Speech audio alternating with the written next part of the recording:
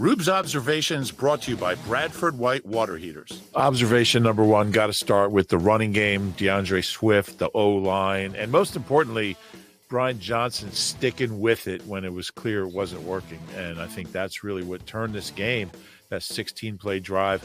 Passing game looked clunky again, and Eagles got the ball at their own 25 and ran 16 plays. 13 of them were running plays. At one point, they ran 7 times in a row. And that kind of revealed that, hey, we can run against this team. Now, a lot of coaches, once it's working, they're like, hey, we got to try something else now because we're too smart to run it 10 straight plays. Nick and Brian stuck with the run. They really stuck with it the rest of the game. The Eagles ended up with 48 running plays, 23 pass plays, so over a 2-1 margin. 19 rushing first downs, 4 passing first downs.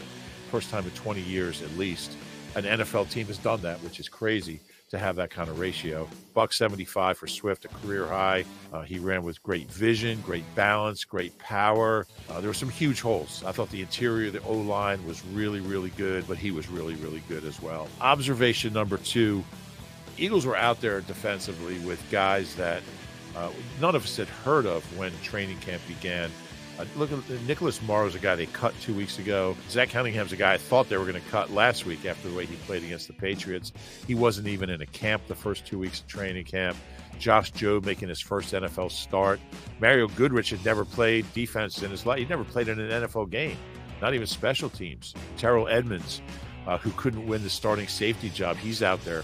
It was such a makeshift defense. They gave up almost 400 yards, but they did enough to win. They forced turnovers. So I give Sean Desai a ton of credit for having those guys prepared. No Reed Blankenship, no James Bradbury, no Nakobe Dean. Avonte Maddox leaves the game in the second quarter. Those are all big, big losses. Eagles still haven't played a complete game this year.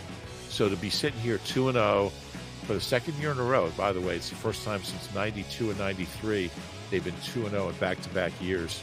It's rare for this team to be 2-0. It's only the 7th time since 1993, so 7 times in 31 years.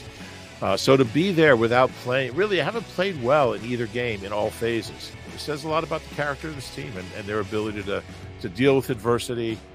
They almost blew big leads in both games.